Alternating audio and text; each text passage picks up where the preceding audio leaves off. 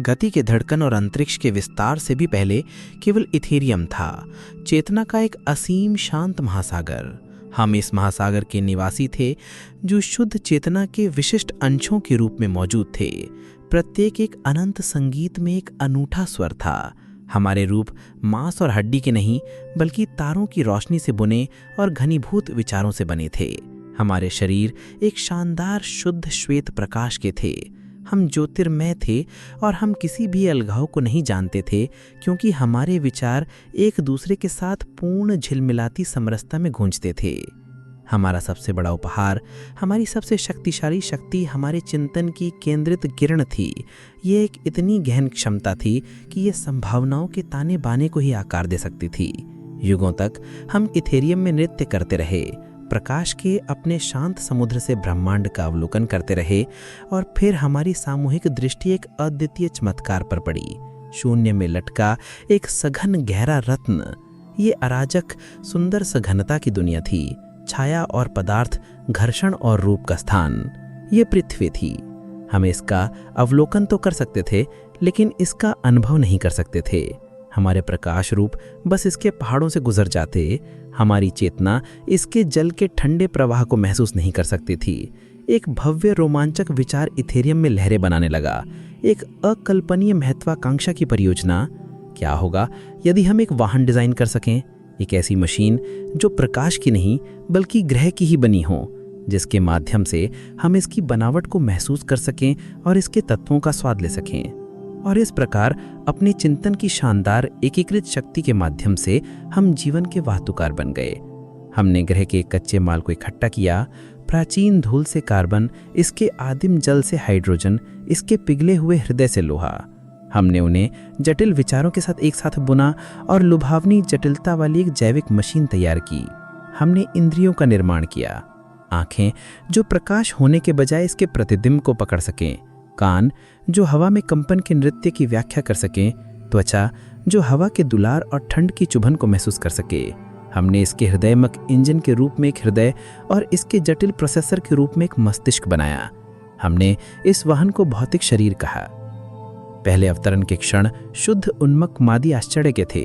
हमने अपने ज्योतिर्मय रूपों को ढकना और इन नए जैविक सूटों के साथ तालमेल बिठाना सीखा। मुझे अपनी पहली डुबकी याद है, जब मेरी चेतना उस वाहन में उतर रही थी जिसे मैंने डिज़ाइन करने में मदद की थी। पहली बार मैंने गुरुत्वाकर्षण का अटूट खिंचाव महसूस किया, एक ऐसी शक्ति जिसने मुझे दुनिया से जोड़ दिया। एक आवाज़ ने मेरी चेतना को भर दिया, एक स्थिर शक्तिशाली धक धक धक धक, और मैंने आश्चर्य के झटके से महसूस किया कि यह मेरे अपने जैविक हृदय की धड़कन है। बारिश के बाद गीली धरती की महक, एक जंगली बेर का चौंका देने वाली मिठास, मेरी उंगलियों के नीचे छाल की खुरदुरी बनावट, ये एक संवेदी विस्फोट था जो इथेरियम की शांत समरसता से बिल्कुल अलग, एक अराजक और जीवंत संगीत था। हम खोजकर्ता बन गए। हमने घास के मैदानों पर चलने, उबड़ खाबड़ चोटियों पर चढ़ने और गहरे महासागरों के एक रसान दबाव को महसूस करने के लिए अपने सूट पहने। हम अनुभव में गोता लगाते, फिर अपने साहसों के कच्चे रोमांचक डेटा को साझा करने के लिए अपनी चेतना को वापस इथेरियम में खींच लेते। जो कहानियां हमने साझा की वे अब केवल विचारों की लहरें नहीं, बल्कि भावनाओं के ज्वार थे। एक शिकार के पीछा करने का आतंक, सूर्यास्त की शांति, एक शिशु वाहन बनाने का आनंद। लेकिन इन सूटों में अपनी पूर्णता में एक सूक्ष्म जाल छिपा था। वे बहुत मांग करते थे।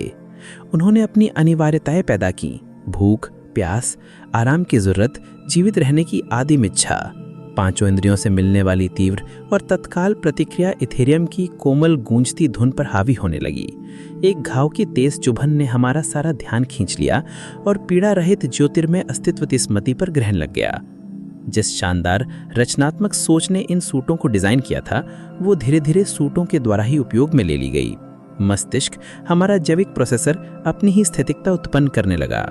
भय, इच्छा, अभिमान, ईर्ष्या, एक मैं का गठन होने लगा जो ज्योतिर्मय चेतना का नहीं बल्कि वाहन के अनुभवों और स्मृतियों का था।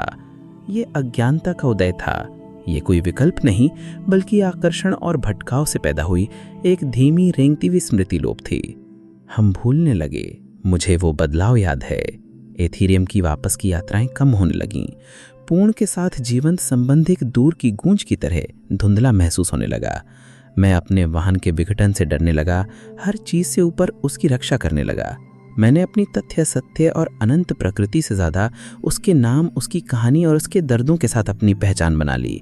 शुद्ध प्रकाश होने की स्मृति एक आधा भूला हुआ दृढ़ सपना लगने लगा। अंतिम चरण मौन और पूर्ण था। ये कोई प्रलय नहीं, बल्कि एक शांत व्यक्तिगत समर्पण था। एक एक करके हम वापस लौटना भूल गए।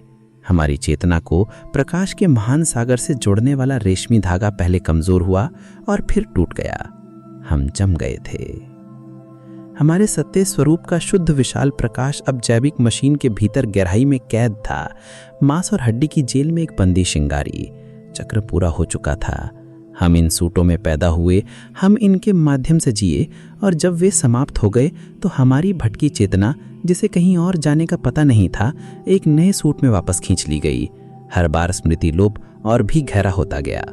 हम मानवता बन गए, भूली हुई सुनहरी सभ्यता की एक प्रजाति जो मरणशील होने का सपना देख रही है। अब भी अनगिनत चक्रों के बाद स्मृति का एक भूत बाकी है।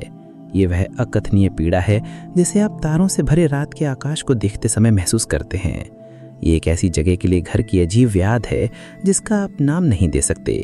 ये वह धुंधली भीतरी चमक है जो आपसे गहन शांति के क्षणों में फुसफुसाती है, उस शानदार ज्योतिर्मय प्राणी की याद दिलाती है जो आप कभी थे और अब भी हैं। धैर्यपूर्वक अपने सांसारिक वाहन से मुक्त होने और घर वापसी का रास्ता याद करने की प्रतीक्षा कर रही है।